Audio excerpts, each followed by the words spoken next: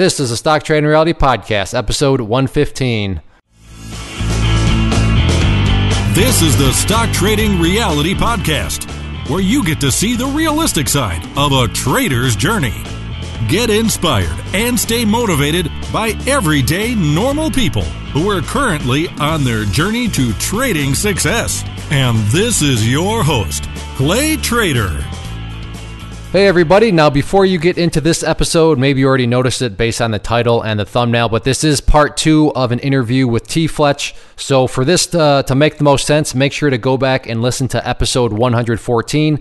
That way you can have the entire picture. Again, this is part 2 of a 2-part interview. So episode 114 is going to give you part 1 and make it best for your your listening experience. So without further ado, let's get back into tfletch's experience. When I started out, the very beginning, which I went live trading September 29th of last year, was the first trade I put on, and I started putting trades on. It was almost like the first 20 trades. Well, it was. I'm looking at my totals right now in the spreadsheet. My first 20 trades, I only had 2 losers. And so from there, I just kept trading small and a lot of occurrences on the advanced options. And okay, let me just make a point here, because I know what people are going to do. I know the voices in people's heads. See, that guy didn't. He did barely paper traded, and look at that. Out of 20 trades, he only had 2 losers. There we go. There's my justification. Keep in mind the context here. tfletch went through all the training intensely. I've seen the pictures of all the binders and stuff he put together. He went through all the training, and on top of that, if you have a super small account, you can't do what he just did. You can't just say, you know what, I'm going to kind of skip paper trading and I just want to get my, I just want to get some skin in the game. Remember, context is king. He was trading amounts where even if he blew up the account, it's not like him and his wife are, living under a bridge somewhere, because he had more to work with. But if you have a smaller account, I'm sorry, but you don't have the flexibility that tfletch does, and that just comes with years of working hard, right? I mean, if you're an 18-year-old kid and you want to get into this, guess what? You're 18.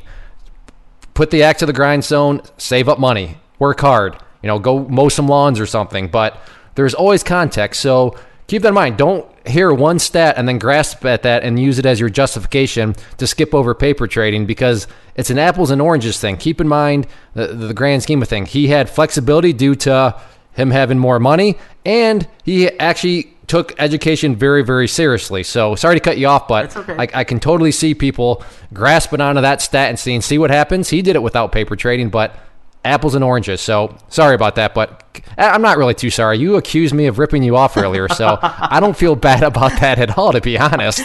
That actually felt good. But yeah, so 18, or you made 20, you had 2 losing ones, and you just kept going from there. Is that you just, like you said, kept getting your occurrences up? Right. Well, here came a problem. I wasn't paying attention to what was going on around the world, and I kept right on trading through October, which was good. But then the election was coming, and I had a lot of positions on, and several positions in the IWM, DIA, SPY or SPX, and things like that. And I thought, you know what? I don't think I want to carry these through this election. And I'm thinking, you dummy, you got to think ahead on things. You got to look at the whole picture. So I exited them, and several of them I exited with a profit. I had a few losers, but I left some on. And now in hindsight, going into the middle of November or December, because the positions I did leave on, pretty much all of them were losers because of what happened with the stock market. Obviously, when the stock market goes straight up, that's not good when you're trading neutral positions that are defined risk, let alone undefined. But I wasn't trading undefined risk at that time. So I had quite a few losers in there, and it set me back to reality that, you know what, you're not just going to hop in here and win 18 out of 20 times without looking at the whole entire picture of what you're doing and when you're doing it. So you learned a valuable lesson there, right, in terms of you got to, not that you trade religiously based on headlines, but just to, right, and this is why, even as a day trader, my morning routine, I'm laying in bed, I pull up my phone app, and I just read through the headlines. Not that I'm looking for trade ideas, just what's going on out in the world. Right.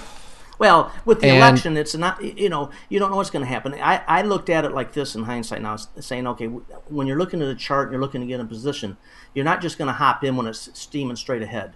You wait for it to slow down, get some consolidation after a couple of days or whatever time frame you're trading, and now create an entry point. I look at the positions I was in. I thought, I'm too exposed here to too much money, and I'm willing to take that loss. And I exited the positions, and I don't regret doing it. So I learned that to look at everything, and it certainly has helped me. Now, just out of curiosity, where were you trading live when we met in Nashville, or were you? I'm trying to think back. Yes. I thought you were still on. You were trading live at that point. That was October of last year, and I had positions on, and those were the positions that were all treating me well, and I thought I knew it all, and this is going to be simple, and I'm just going to knock down a great income every single month. Guess what, folks? It doesn't work quite that way. Okay, so it was post Nashville then, where you kind of got the wake up call where. Yes. And it doesn't sound like, I mean, you obviously doing things wrong because you took a bunch of losers, but it's not like you were just out there randomly gambling. You just weren't exactly paying attention to everything that you now know you should be paying attention to. Is that kind of a fair summary? Yeah, I'm gonna look forward and make sure there's not some event that could happen that I'm overexposed. So obviously anything can happen at any time, and I've had some things happen that I go, really, but that's just trading. I'm constantly telling myself every day that if I think when I'm going to carry 20, 25, 30 positions that all of them are going to be in my favor every day, you're nuts. You're always going to have problem childs, and I'm dealing with that simply from the standpoint that, you know what, it's just plain going to happen. Now, so let's talk about your number of positions. So what's kind of an average, is it actually, that high? Is that, as far as occurrences go, I'm a total believer in that. Do you actually have like 30 positions on at a time? Yeah, different strategies. Like right now, 4 iron condors, and I have 6 butterflies. I have a couple of strangles and straddles on, a couple bear puts, things like that. They're all diversified and all in different. Now I'm gonna lose most of the listener base right here, but do you ever look at beta weighting stuff like to the SPY or anything like that? Because when you talk about overexposure, that's like how I generally do it. Like right now, my portfolio is way too short, so I've like been looking for long delta the whole time. Do you do anything like that, or is that? I have, and that is on my list of questions for you if you show up in Columbus, because unfortunately you had to miss Nashville, or you are showing up in Columbus, so I was going to bend your ear on that. Good. Okay. Well, Okay. required. I'm required attendance for this one. Clay's not Way to letting go, me off the Clay. hook for this one. Yeah. I was sick of hearing you complain about not having Chezz get to sign your underwear in Nashville. So I said, Chezz, you're definitely coming to this one. Oh my goodness. That's right. Yeah. And for the listeners out there, beta weighting sounds extremely fancy, like a lot of options terms. All it means is that how much does your portfolio move if the market moves up or down? So the general consensus is the closer to zero you are, you can make money in both directions. So that was the context of how I was asking, because I wasn't sure. I actually was overexposed to the short side as well for the election. And while we initially went down after the election, we've just went on an absolute rampage tear after that. So I was doing a lot of damage mitigation after that and a lot of rolling and defensive strategies. But right. I'm a huge farmer, and I love that. And we actually, the last week's podcast with G, Clay, practically, if you just want to hand the podcast over to me, we can just do advanced options farmers from now on if you want. I don't even know why I'm here. There you go. So, go ahead, Chezz. I was going to say, so essentially, what does kind of the future for your trading look like? Because I know you said you're still kind of developing comfort at different things, finding where you really fit. It sounds like you found where you like to be, but it's there was a little uncertainty I could tell earlier. But I want to, where are you planning to kind of proceed forward from here? Well, I'm following crude now, and I haven't started paper trading crude yet because I'm still getting my platform set up to in the format that I want and that I'm comfortable with, and I watch it fairly regularly. I'm gone a few days a week, going to auctions and stuff, so it's tough during the day. But I get up early in the morning and I'm watching crude, and I talk with a couple of other members in the chat room, and we've been conversing. And it's definitely something I'm interested in, and I could see myself trading the crude oil futures in the future. And I like the option farming. I like putting them on. I like keeping track of them. I've created spreadsheets for every strategy. I know exactly where I am all the time. And something that's really peeved me off lately is I'll have a 50% profit order in on a iron condor, and I fill in my data at the end of the day, and it says I'm beyond the 50%. I didn't get filled, and I just had this happen in DIA. And the next day, of course, it makes a big move and wipes out all that profit, and now I'm in a losing territory on it. But that's just trading. It's going to happen, but I need to... That's the beauty of live trading, especially. Right. But Yes. paper platforms, sure, you'll get your fill every time. But yes. yeah, live trading, I've been trying to work some orders for, Amazon and Goog, and they're so wide that I just have to, it's not that I have to concede, but you just don't always get a fill. That's just the reality of it. Yeah, I just leg out of those now. I was in a Google one here a couple of weeks ago, and I just legged out of it, and I got quick fills instead of trying to do the whole position. And do you get exactly what you want? No, but you know what? You got out with a profit. It beats getting up the next day and you're in the negative in a trade that you had. I had like $270, $80 profit in that trade. Amen. It evaporated the very next day. It's funny, you didn't even know how to read a futures quote to that woman on the phone, and now listen to you talking about, I just leg out of those now. I just, I don't even, just legging out with them. Yeah. Boy, things have come. Now, way back when, the guy, buy soybeans on weakness. Okay, what does weakness actually mean? Now you made the comment you want to become comfortable with crude and the future. So define comfortable with. What exactly does that mean to you? Let's get into your personal risk tolerance. Comfortable with, what does that mean? Well, I trade with a fairly sizable account, and it's not that I'm going to get crazy with it, because trust me, I would love to be retired right now. We get our time off, and like I said, I'm only up like 3 days a week, and my work days are short, but I would love to quit running the roads and doing what I do, but I can't, because I didn't start early enough and put enough away. Fortunately, what we do have is paid for, so that kind of makes it nice. But I want to get to a position that I could trade crude. Futures don't scare me, although I know that futures can bite your hand off if you're not careful with it, because I saw it happen on a daily basis. But the crude oil is just something that's interesting, that I'm studying the charts, I'm watching the chart, and I just want to get familiar with it. I want to know, like some of the traders say on the podcast, they have a love affair with a particular, like Sean said, was it Facebook? Oh yeah, she's definitely getting very intimate with Facebook. Yes, so that's where I want to get with crude, and this has just started happening over the last couple of weeks, and I'm working on that as I farm my options. I'm not opposed to putting a position on in any of the underlines at any given time if the setup's right, but I must admit I don't spend a whole lot of time looking for those setups. I was printing out this power scans every week and looking at every one of them and drawing lines and doing setups, and I've gotten away from that because of just the time constraint.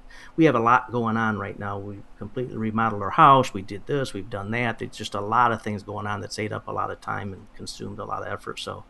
But that's going to slow down now, so I'll get back into putting a lot more time in. I put a lot of time in now, but I'd like to put in more, Well, on the note of time, have you seen your time get more efficient though? I mean, compared to when you first went live back in September, how long did it take you to search, build, set up a trade, analyze the chart, whatever your process was? How long did it take you then?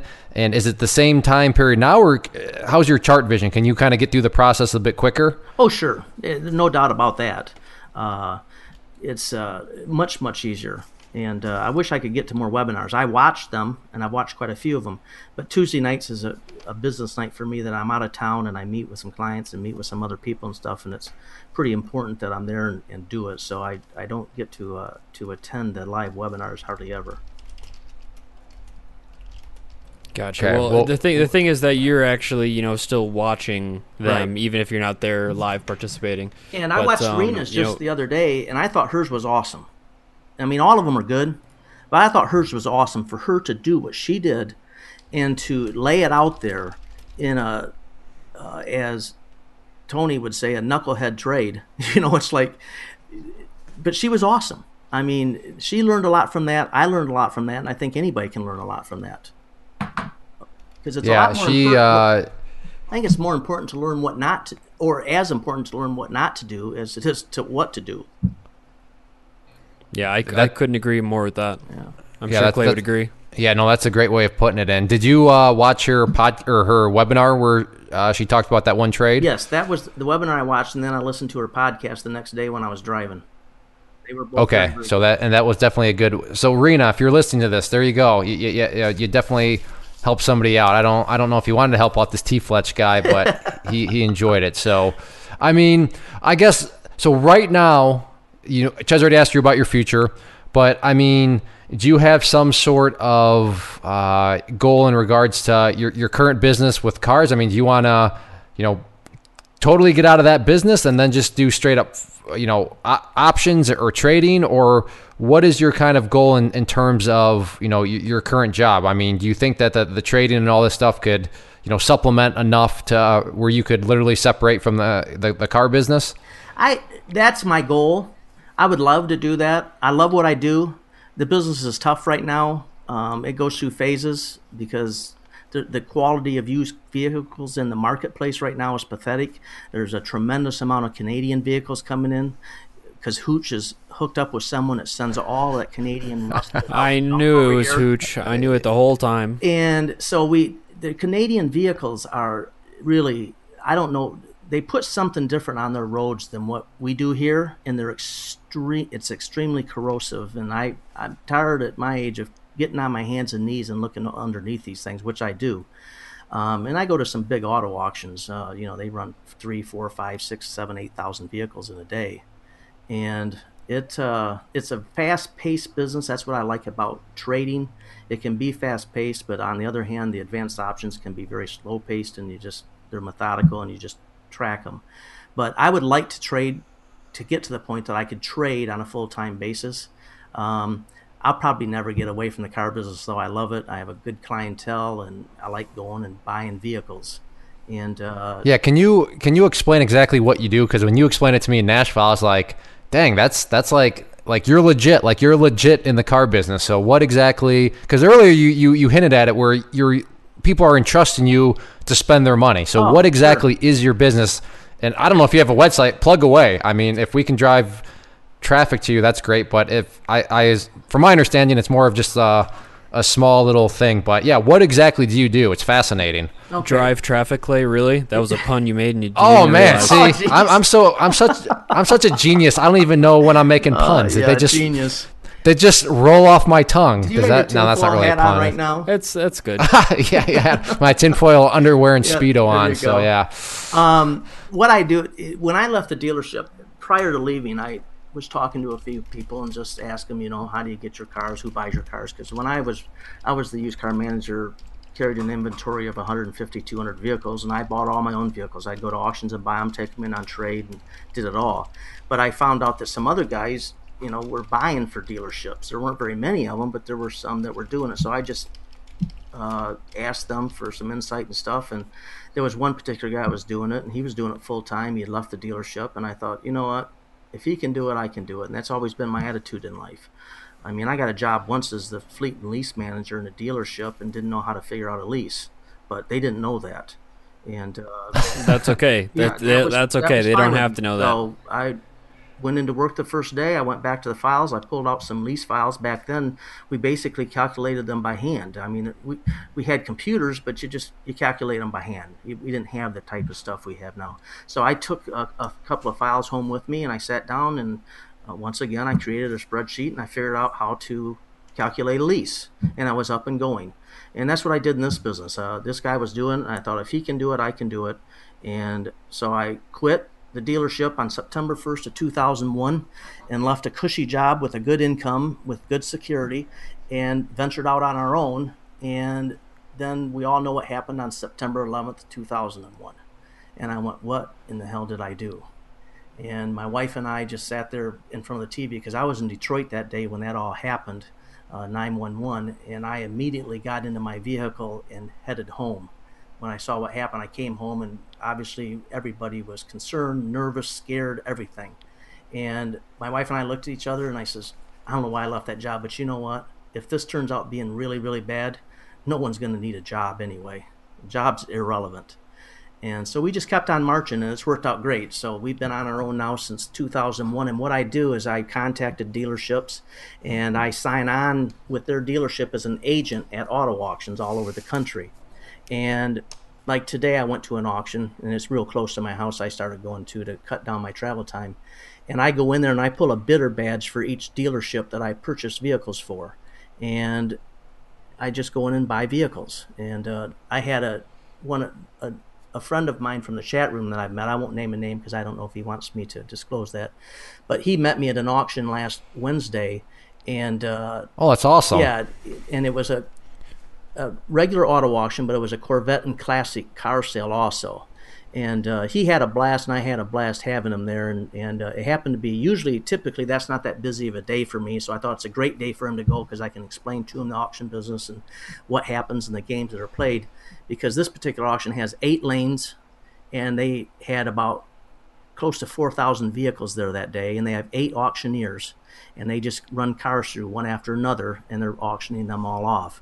And you got to be fast, and you got to be quick, and look at the vehicle and pay the right price so that the client you're buying it for isn't mad at you because you paid too much, or it doesn't have a dent that you didn't see and stuff like that. So he got an education, and it was a lot of fun. It was fun doing it with him. And so at the end of the day, like that day, I bought, I can't remember, it was 12 or 13 vehicles, and I just ship them to the dealerships, and I send them invoiced, and they pay me. So it's kind of nice. My expenses in this business are 0 except for gasoline. I have no other overhead. So that's a great business to have, and I have no employees. I'm tired of dealing with knuckleheads at dealerships.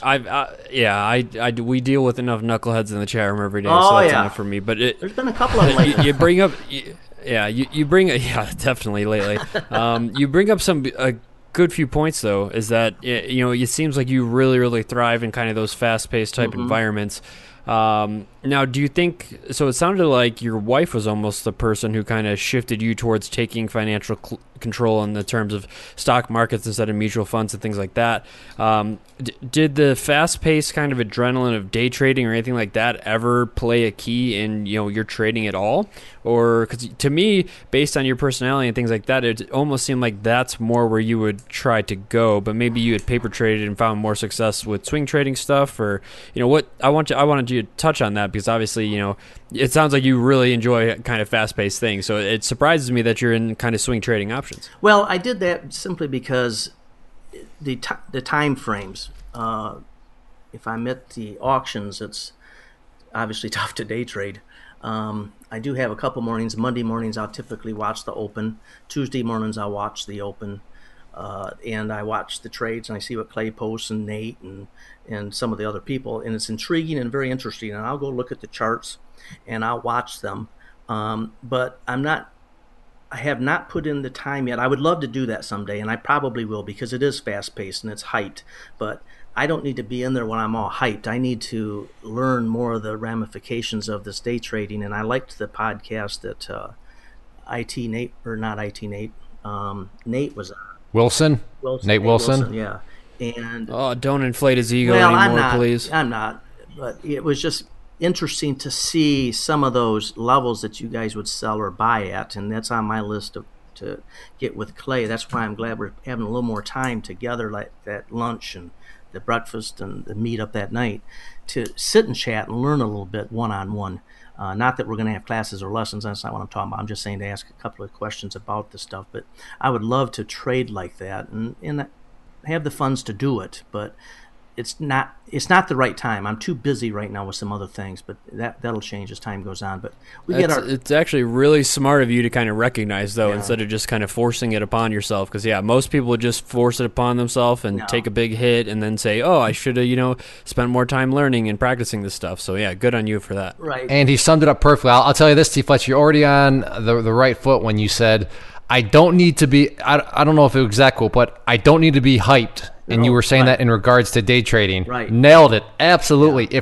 And this is a great point for everyone. It was a subtle thing that he said, but huge. If you are hyped when you are trading, if you put on a trade and it's like, wow, I feel like I'm on a roller coaster. Adrenaline is surging through your veins. You are not trading. That is called gambling. Right. Gambling gives people an adrenaline rush. That's where the true, because people know their odds are they're going to lose money gambling, but they do it for the rush of it. If you're feeling a rush, if you're all hyped up when you're trading, that's not good going into a trade, and that's not a good feeling to have after you're already in a trade. So well said there. You already understand the first step of that strategy is you can't go into it all hyped up because that's going to lead to badness. That's not going to take you down paths to where you want to be. Now, in your car business, is there, and I have no idea, so this is just me asking as an innocent person, but is there like risk management when you're bidding? Are there things you can look for that can help mitigate risk, or does that just not how the auction and car business works? Well, there is. When I purchase a vehicle, if it's not under factory warranty still, there is a thing called a post-sale inspection that you pay for, and you go back and say, I want a post-sale inspection done on this vehicle, and they will inspect it. They inspect the whole thing for frame damage, engine, transmission, 4x4. They have a minimum amount is $600. If the repair is more than $600, you can arbitrate and say, I don't want the vehicle. If it's under $600, you own it. So it's a matter of looking at it. Here's where I'd like to get with like the day trading, a good analogy. I want to get to that because I can go to an auction, and I do not go out and spend hours on end looking at these vehicles because there's too many of them. I know guys will go out there and spend 3, 4, 5, 6 hours in a day looking at this vehicle, that vehicle, and they don't buy as many as I do. When I first started, I tried to do it. It drove me nuts. I don't have the patience to do it. And maybe that's why the paper trading in the beginning for me didn't work. I need to do some real-time stuff, and so I buy on the fly, and it's fast-paced. They'll run 100 cars an hour through each lane, and I've gone to sales that have 30 lanes, and I just can do it on the fly. I can run around a car real quick. I can check the tires or pop the hood, see if it's been painted. I can spot paintwork in a second. It's just something that you learn. It's just a craft that you become familiar with, and that's if I'm going to day trade. That's where I want to be before I start day trading. I want to be totally comfortable with it and get in there and do it. So I know I'd love it, but I'm not there yet. I love how you say it. So when it gets the day trading, you want to be able to spot a paint job or not before you start day trading. Exactly. And I don't have a clue as to like some of these alerts you put in there, and you guys go in there and do that. I say I don't have a clue to understand it all. It's because I haven't put in the time to understand it, because I like the advanced options. It gives me a basis. It gives me something to do. It keeps me in the market, and I'm learning that. But there's a whole lot of other things like the crude oil that I want to learn and figure out exactly which. I may do them all, and I could do them all. But right now, between the work and all the activities are going on, I don't have time for all of it. Well, that brings up a good point, because obviously you understand kind of where you're strong and where you're weak. So, if you had to kind of pick your strengths and weaknesses, especially it could be just an overarching one for life. It doesn't have to be in trading in general. What would you say are your strengths and weaknesses? I guess my strength. I'll throw you a bone here. Strength-wise, you're very self-aware. You're aware of your situation. I mean, you pretty much just summarized that. You know that day trading is not the time for you, although you want to get there, but you're not going to force a square peg through a round hole. So but that's the only bone we're throwing you. You're self-aware. Right. Well, and my strength would be is I'm willing to put in the time and effort to learn something to do it. My wife will tell you, some of the ventures I want to go out on, she goes, really, dear? And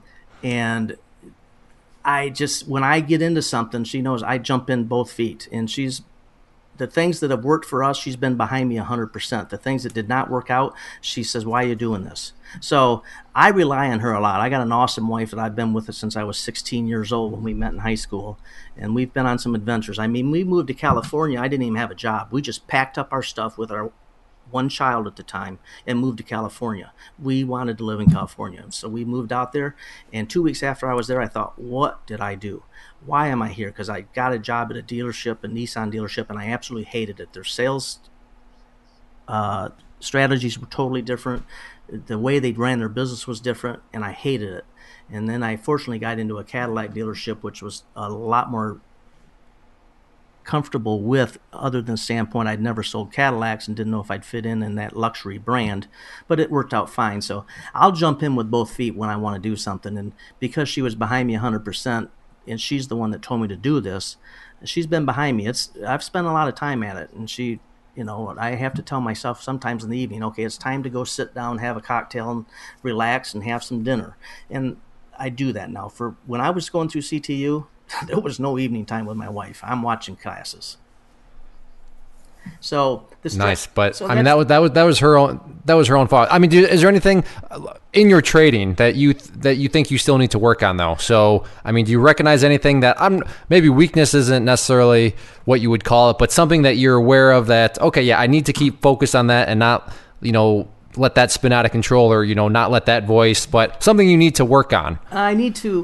I don't know if it's work on or just learn more knowledge is managing, and maybe Chezz can, when we chat, I'm sure it's a pretty simple solution, but I haven't quite figured out yet on these strangles and straddles and when do you just let them go. I've traded quite a few of them and made good money on strangles. Matter of fact, it's my highest percentage winners.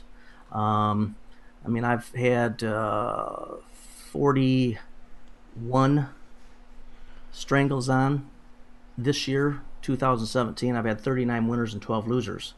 And it's worked out good, but managing the ones that are losers can be challenging a little bit, and I need some guidance on that. So those are the types. There's going to be some good conversations happening in Columbus, aren't there? Yeah. As long as he buys me a beer and it doesn't pay in mine shares, we'll be good. Dude. I'll buy you a keg. He means that too, yeah. We'll make this a weekend bachelor bash, and we won't end up like the bachelor or the guys. Babe, I can't come home yet. I got way too big of a hangover. Yeah. I'll fly home tomorrow. I'm stuck on the roof of a hotel. I've been here for 3 days.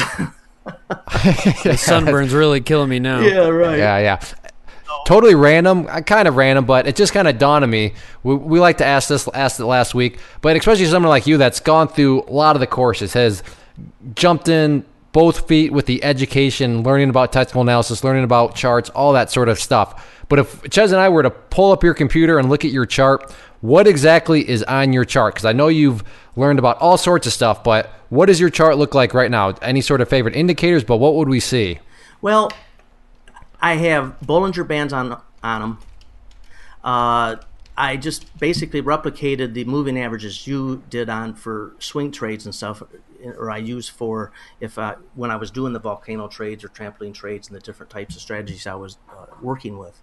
I'd have the 200-day moving average, I'd have the 50, and I'd have the 9-day, and the Bollinger Bands, and then I use the Stoke RSI, and that's all that I have on the charts. And matter of fact, just in the last couple of days, I've been setting up the crude oil charts, and with some help from DT, and a shout out to him. He's a great guy, and I love him to death already. I've only known him a short time, but he's just a great guy, and so he helped me set some of that up, and so that's been good. So, that's all part of finding out. And then I'm assuming you have volume bars and candlesticks, right? Volume, yes. Oh, yeah, the candlesticks is a given. And the volume bars are on there also, on every single chart I ever have up. So in other words, you're in the camp of keep it simple, stupid. You have learned about a lot, but at the end of the day, it's not like you need to have all these million different indicators and overlays out there. You are looking at just a few minor things in order to start to develop a trade plan. Exactly. So, that just reminded me, for some reason, I was saying that I heard a long, long time ago when I was at a motivational rally when I was probably about 18, 19 years old. And for the younger people out there, or even some of us older people, this gentleman was giving this speech, and he said something, and I'll go a little slow with this, but it's experiences of the past that make you believe you are the way you are. But it is in believing you are the way you are that indeed you are the way you are. Now, Boom. When you hear that, I replayed it on a cassette tape. For you young guys, you don't know what those are. I replayed that about a dozen times before I got it all written out. And I was 18, 19 years old at the time. So that was, 40 years ago.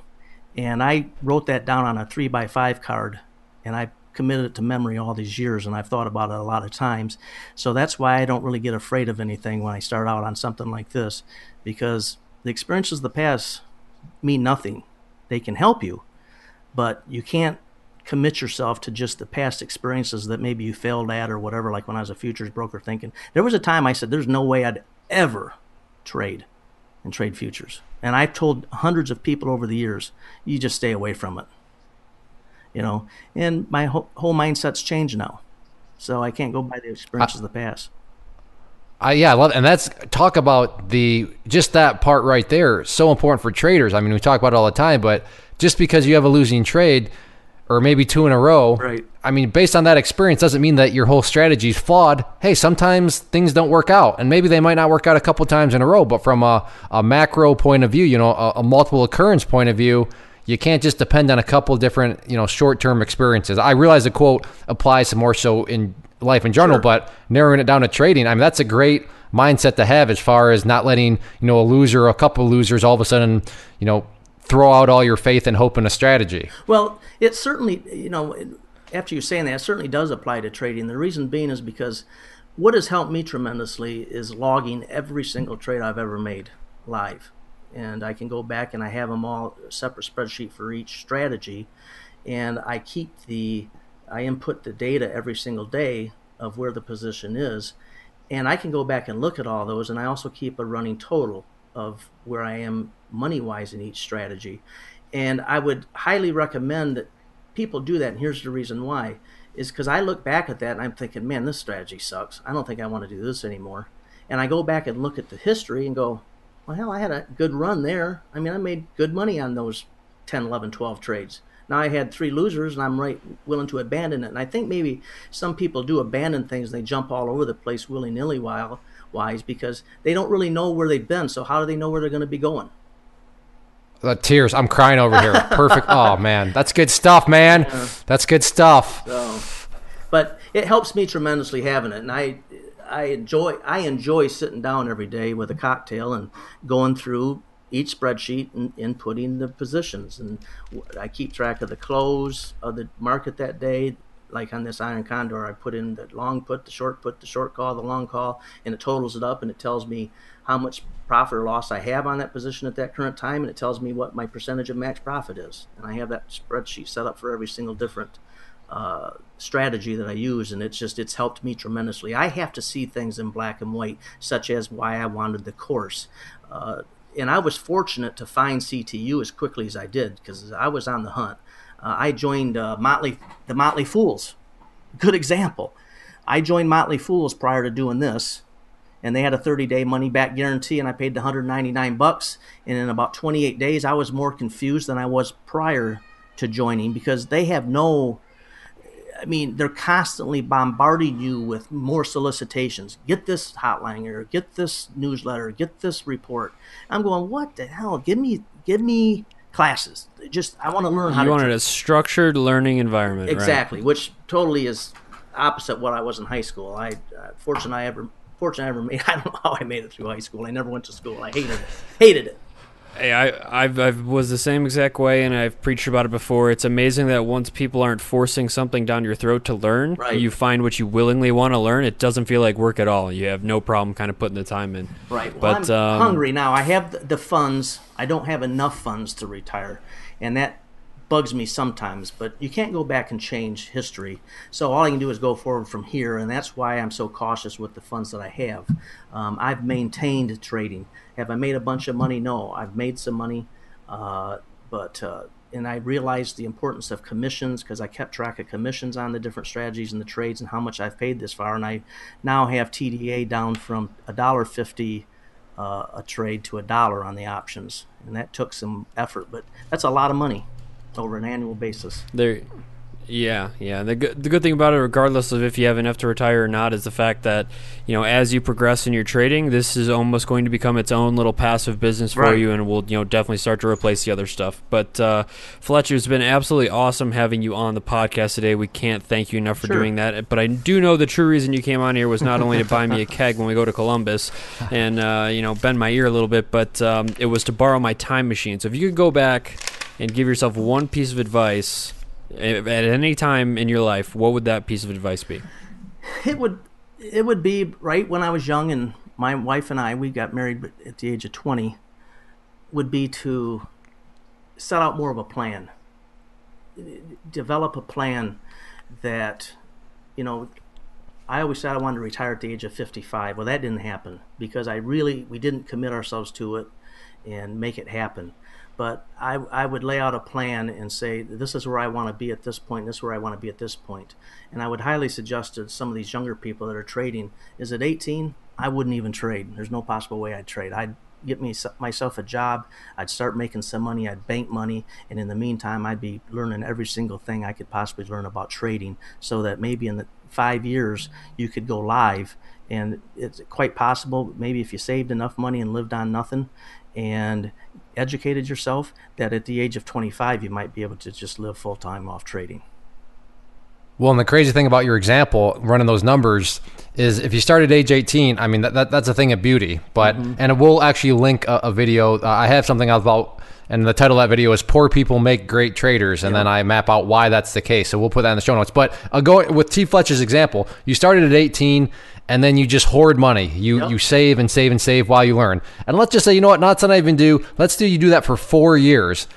That means you could have a good pot of cash sitting there ready to go to trade, and you're only 22 years old. Exactly. T. Fletch's example, 5 years. You're only 23 years old, and you're ready with a pot of cash. Been studying that whole time. And you've been studying that whole time. I mean, that's great. The thing is, most people are not going to do that because that's just people want it now. Dedication's hard to come by. Yeah. But we've had lots of good bits of advice, but I mean, that's easily top 5 right there of a very practical way to look at things. I mean, heck, let's say you're 23. Well, save up for 5 years. Guess what? You're still only 28 years old. Heck, I don't even care. You're 33. You're my age. 33. Okay, 5 years. Save up cash, hoard cash. And plus, when you get older in life, I mean, assuming you can count to 10, you can go out there and get good paying jobs so you can save up that much more. But me, 5 years from now, I'm not even 40 years old. No offense to you, T. Fletch. I mean, you're 18 at heart all the way. But you're still not even 40 years old. So just to piggyback off T. Fletch's, I don't want to hear your stupid excuses. Do a little sacrifice, save up, learn, and then get at it. But and it doesn't even have to take 5 years. That was just the arbitrary number that we've come up with. I mean, maybe you're an education beast and you can absorb information a lot quicker. But I have a small account. Well, go mow some lawns, deliver some pizzas. We heard from Pendar, go steam some carpets. I don't care what you're doing. Just do something. Get out there and grow the account. Do you have anything else? T. Fletch, you got my adrenaline going. You got anything else that you want to throw in here? No, I think that's about it. It's been a lot of fun. I was looking forward to it, and someday I'd like to do it. Well, again. You're not done yet. We have some more questions. Are you ready? Jeez. Okay. Yeah. What is your favorite movie? My favorite movie of all time is Indiana Jones and Raiders of the Lost Ark. Classic, man. It was classic. Just, it was so one. You're definitely on Clay's good list there. Well, my wife and I went and saw that movie, and we went back and watched it again. I mean, the scene in that movie where the samurai warrior comes out and he's throwing this sword all around and zipping everything, and Indiana Jones just pulls out his gun and bam, shoots him. I just thought that was absolutely classic. Do you know this? Do you know the story behind that? No. The story, and the true story, this is like a fun fact, Indiana Jones had diarrhea that day. So it was supposed to be some like epic battle scene, but he had diarrhea. So they were just like, just pull out the gun and shoot him. And that's how that scene like turned out the way it did. I've never heard that. Wow, that's funny. Yeah, I've heard it from multiple sources. So this is not like I read it on the internet, but that's like an actual. And if for you listeners out there, if you doubt me, I don't know. There you go. Go. Maybe it is made up, but that's what I've heard from multiple sources. Had you ever heard that, Chezz? No, I hadn't heard that, but I'm sure that was not only is that an iconic scene, but it'd probably be better than him reeling over and running off the screen because he had to go to the bathroom. So yeah, I think that was a good way for them to twist that. But Fletch, what? Oh, a sec. Go ahead. Go ahead. My favorite comedy out there. And no, it's not. Oh, yeah, let's hear it. I'm sorry, Clay. This is one area we don't agree on. Dumb and Dumber, I'm out. Oh. It was good. Do you like it at least? Yes, I liked it. But one of the funniest movies I've ever seen, and I don't know if anyone's even seen it, it's called Opportunity Knocks. Dana Carvey was in it. And there is one particular scene in that movie where he jumps on a stage and sings "Born to Be Wild," and you just absolutely roll on the floor laughing. But the whole movie's good. We loved it. We've seen it numerous times, and I don't think it was any big hit, but I just thought it was awesome. Very funny. Well, I'll add it onto the to-do list. I know you're not a very big comic book movie, because whenever I bring up the comic, you always pass on that. You're like, no, never mind. I don't care. So we definitely disagree on that sort of thing. Spider-Man and those movies, but not so much. You know, you don't like Ant-Man? No, it's Ant-Man. I'm not even making that up. That's a real person. Oh, I know. That's why I'm saying this is where they agree to disagree, because he thinks it's hilarious based on the name, and he's never heard of it. And Clay freaking in love with him over there. But man. Well, let me move this forward before we end up talking about movies for the next. Yeah, I'm about to hour. grab my brass knuckles again from when he said he hated me. Yeah. But yeah. He'll be stewing about that until we get to the meetup. But what's your favorite meal and dessert? I gotta say that just a good steak dinner with some grilled vegetables that my wife makes on the grill with a salad is just phenomenal. I've bragged about my wife before, and I'm gonna do it again. She's a phenomenal cook. She's been a wonderful wife all these years.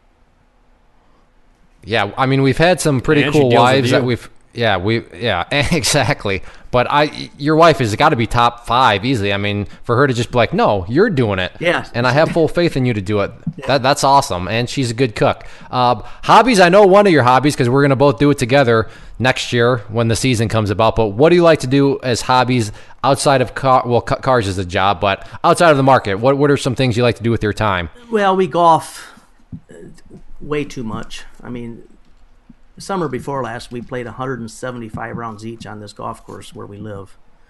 That's a lot of golf. So that is a lot of golf. We go down to Florida during the winter now for about 6-7 weeks, and we don't even take our golf clubs and people say, what? We used to, and we play golf every single day. We play so much golf here, it's like, why? I'm out. So we don't take our golf clubs. We just go and relax and have a great time. But I do take my computer and my screens, my two 25-inch monitors, because I still want to do the markets while I'm there, which I enjoy doing early in the morning. We hunt. I used to hunt. Clay Trader ruined that. We're going to hunt together, though, right? You offered to take squirrel hunting, and we were going to actually do it, but we had Nate Wilson was in town, and for an out-of-state gaming license, it was like $150 or something crazy like that. It was basically the price of a plane ticket. He's a wimp. Annie up. Unleash on him. Unleash on him right now. Tell him how much of a wimp he is. Commits to something, and because of $150, he makes that in his underwear with baby oil smeared all over him in about 2 minutes. So, you know what? That's not an excuse. I was deeply hurt by that, and I don't think I could ever rectify that with Nate Wilson, but I still think he's an all right guy. So we'll leave that alone. But yeah, we'll get out and do some squirrel hunting. Squirrel hunting's a blast. I can't believe you've never went squirrel hunting. I'm waiting for my tour guide. That's you. So, but we're definitely doing it next season for sure. Yeah. Nate Wilson or not, that's for darn sure. Right on. So, what would if you had to pick 3 words essentially on what you believe defines successful trading and traders? That's simple. Okay, go for it. Let me know. Let me hear it. Watch, listen, and learn. Ooh, that's a how about first. them apples? And there's nothing in there about talking, because a rich guy told me a long time ago. I says, you never really talk much. He says, no, that's because I'm learning. Boom. I well said.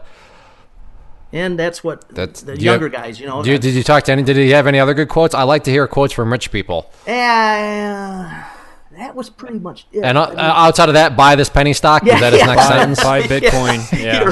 I have these gold rings. They're going to be huge. Yeah. Nice. When I was in California, I was selling fake Rolexes for a while and making money on them. A bunch of them. Well, this is when you were young, right? Young and I was in my 20s, and I had a source to buy these cheap fake Rolexes, and I don't remember what I was selling them for. I think I was selling them for like $50 a piece, and they'd wear them 2 days. So the people that were buying them knew they were fake. They knew they were fake, but they just in the car business, there's a lot of wannabes. They can't afford a Rolex, but they can pay $50 for a fake one. They just have to cover up the green that's on their wrist after wearing it a couple days. So in the car business, there's lots of, I've heard it put this way, there's lots of $30,000 millionaires. Oh, yeah, there's, I've been through the whole gamut with that. That's a whole nother process there. There's story after story after I was going to say, I feel like we could have a podcast just based on the car business. But I am... Watch the movie Used Cars. Save it. That's one thing that I'm going to bend your ear. I just want to hear some more stories down in Columbus about all that, because I'm sure you can. So we'll just leave it at that. But hey, you were unaware of this, but yeah, thank you. This is going to be a 2-parter podcast. Oh, jeez. I called it out to Chezz to pat myself on the back right when we got started. I said, I know tfletch. It's going to be super interesting. This is probably going to be a 2-parter. So you now join the ranks of Sean, Patty, and MR. So Man, you're in an elite club here. There, I'm feeling good. That's good company. So now tfletch, number 4 in the 2-parter. But and we're gonna have you back for sure on other podcasts. But right. Yeah, thank you for hanging out with us for such a long time. But yeah, for you listeners, you obviously already know this at this point. You know this is part 2. But for tfletch, as we're recording, he had no idea that we were going to go this long. So thank you for hanging out with us with going on almost 2 hours. All right. It's been a pleasure. And IT Nate, I know you're back there listening, buddy. I'm glad to see that you could get me hooked up.